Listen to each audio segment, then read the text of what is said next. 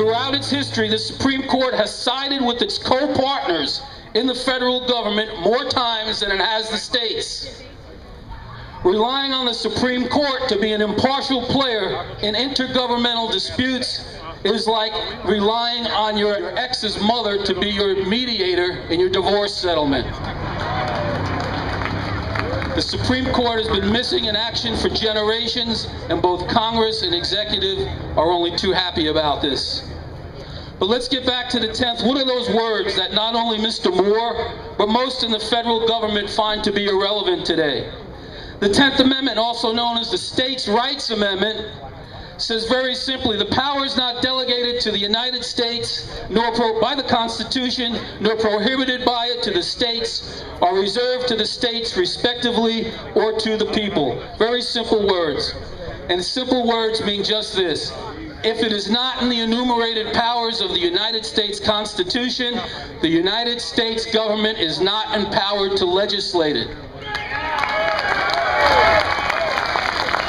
There is nothing in the United States Constitution that authorizes the New Deal, the Great Society, or nationalized health care, or any other fiscal and civil dishonesty that is being perpetrated upon the people. When the revisionist historians talk about the all-encompassing power of the United States, there should be two flags that go up immediately. First, we should remember that after the Revolution, the states were as free and independent from each other as they were from the British. And those men that gave us that independence were not about to give it away to a government that would impose its will upon them in all matters. Second, at the first Constitutional Convention, there was a proposal called the Virginia Plan, and the Virginia Plan gave the federal government the right to negate or veto the actions of state legislatures. It was soundly defeated. I ask you, does that sound like a historical basis to give the United States government free and total reign over the states? Absolutely not. In fact, writing in Federalist number 46, Madison addressed state sovereignty and states' rights, and he went so far to even theorize that if the federal government would encroach too greatly upon the states, that they would rebel not individually, but as a group. And then within that group, they could also possibly use the same force with which they rebelled against Great Britain. Again, historically speaking, all-encompassing power to the federal government has never been in our nation's DNA. One thing that Madison did not offer in Federalist 46, though, was the guarantee of a Bill of Rights.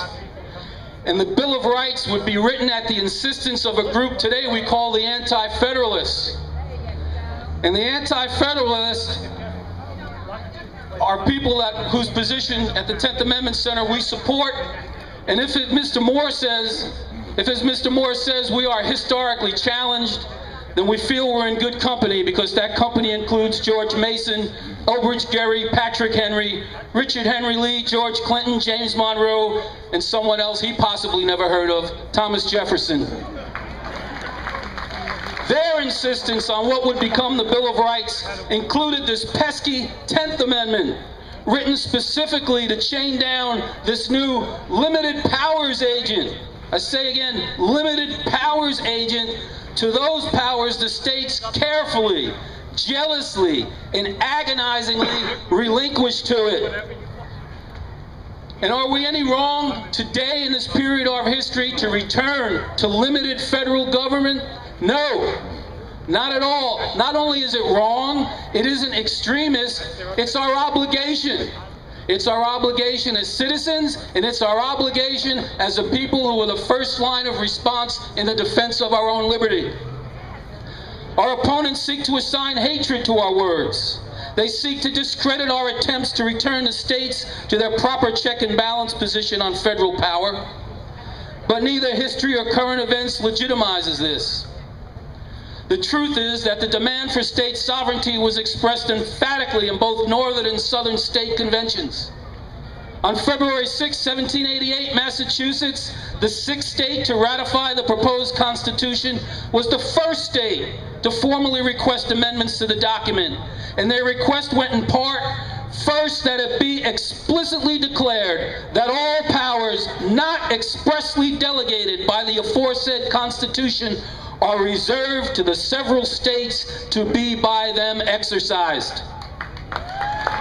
Rhode Island, an original New England state, insisted at its ratification convention that the United States shall guarantee to each its sovereignty, freedom, and every power, jurisdiction, and right by which is not by this Constitution expressly delegated to the United States.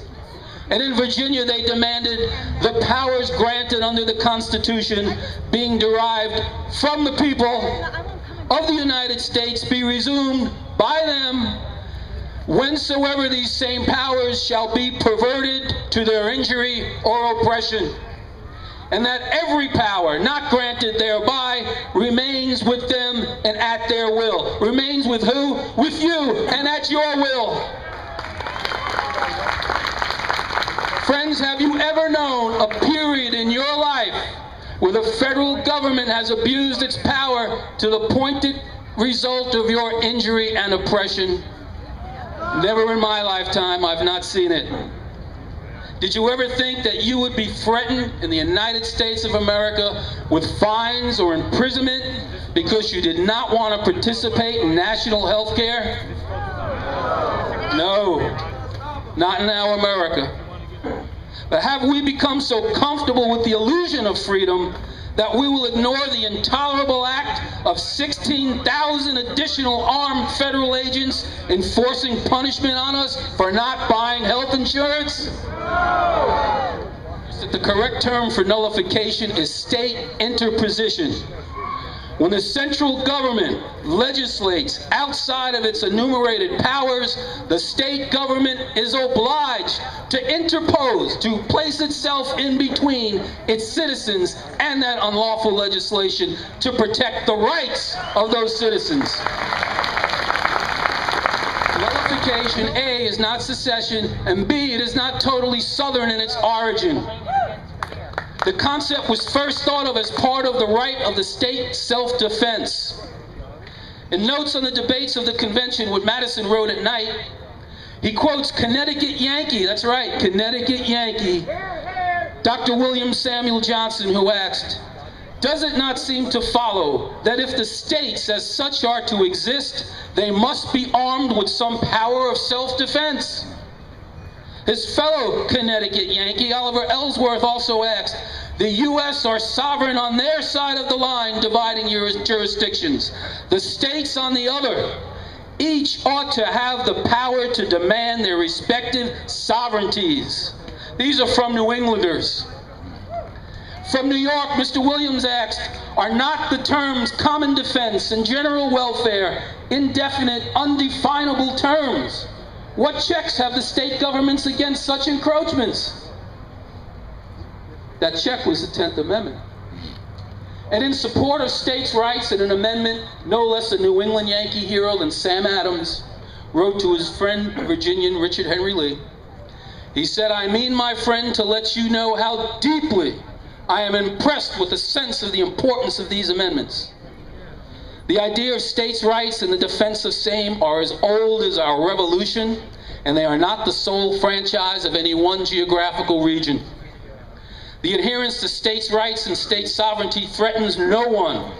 It threatens no one except those enemies of individualism, limited taxation, and liberty."